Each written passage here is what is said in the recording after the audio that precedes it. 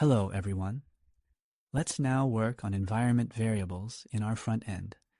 Here, the approach is similar but slightly different. Our Vite already has built-in functions to pass these so-called environment variables. Let's first determine which ones we will have. We'll create a .env file, like this. And let's specify the port first. Right now, there's some default one. I want it to be 8000. Also, we need a variable to store the endpoint for connecting to our TRPC, because it also depends on the environment it's deployed in. Locally, this is localhost, but in production, it will be something else. And technically, the endpoint itself might differ for some reason, but that's not the point. The main thing is that this line should be in n variables. White is arranged so, again, a variable that doesn't start with the word white doesn't pass to the front end. It's a security system to ensure you don't pass anything secret there. Therefore, the port will only be known within whiteconfig.ts, but nothing will be known about this port in, for example, your final bundle. So, let's name this variable white backend trpc URL. Let it be like this. And it's on the 3000th port, right? Right, so. And don't forget to still create the n file in the .example and pass the same thing here to conveniently return to this project. Good. We created this file. Now let's go and create in the front end a lib folder file, the n in ts, similar to how we did it in the back end.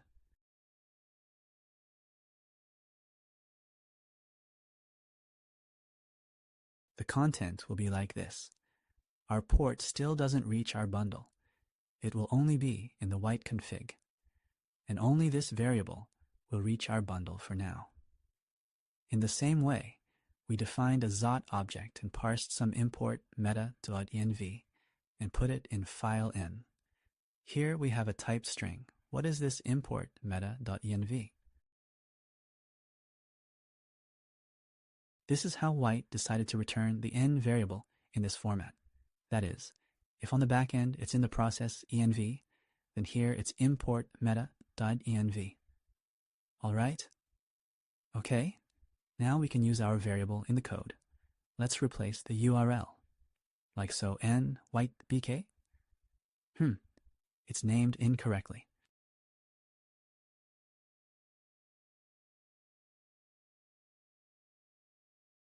It should be named trpc.rl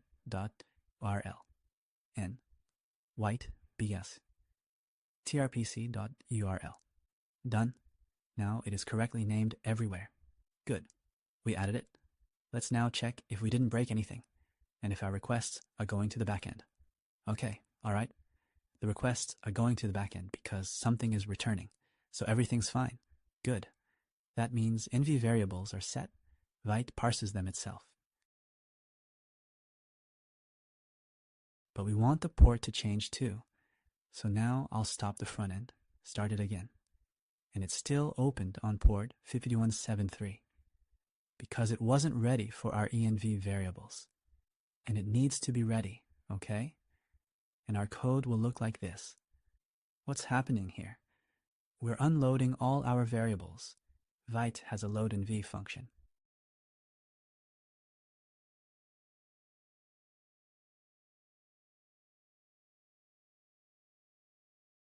In the mod, we store information about whether it's production or development.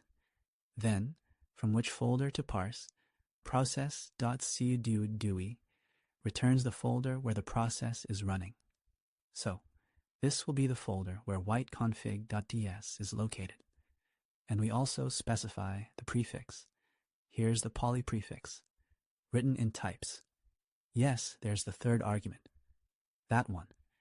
This means, by default, it's like this here. But we want to get all the variables, and we request them all. They aren't typed here, but essentially, they won't be spreading all over our project, so it's fine. So, and here in env, there will be a port. We also specify that this port should be launched when we start in the white format of the server, and when we start in the white format of the preview, which means sharing our bundle. In short, the port needs to be specified twice here. We save and see that everything has already restarted on port 8000. Our application no longer works here, but now it works here. Great. But I would also like to forbid people who are developing this project with me from using import.meta.env by default. That is, right now, they still seem to be able to. Yes, they could do it like this. Everything would work, and ESLint wouldn't complain about them. So we need to add the corresponding rule in ESLint, but it will differ significantly from the rule we added in the backend.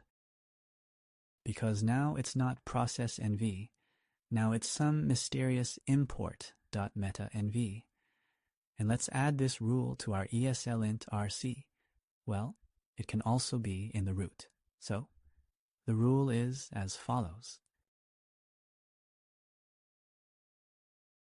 No restricted syntax. This rule allows you to set absolutely any ESLint rules and write them yourself. We say that it should be an error. When we have the following selector in the code, we should display a message like, guys, instead use env or env. Let's check that this rule works. Yes, it's already complaining at us. And that's very good. Now just where did this selector come from? In short, it's a selector for the JavaScript AST tree. Look, I wrote this selector myself. It's amusing, I'll show you briefly. Perhaps it's redundant, but nevertheless. You can open this site, AST Explorer, and write any JavaScript in it. Whatever you want, you can even write it like this. This is plain JavaScript. And you can look at this code through the eyes of a compiler.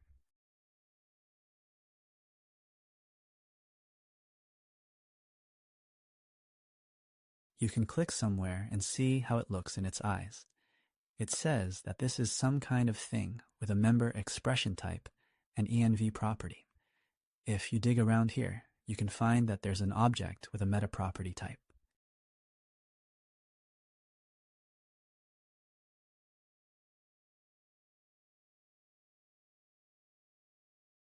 After that comes the property identifier.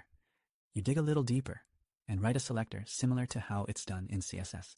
So here I specify that we have an object with a meta property type. Here it is, this object with a meta property type. And at the same time, since it's a selector, you know, like in CSS when you place something without a space, it means, among other things, it has a property with the env name. And we see that this thing also genuinely has a property with the env name. If we see this, we need to block it. That's why this ESLint rule works. All right, now we clean up the trash. Let's save this. You can zoom in on types, pnpm types, and check if everything works fine.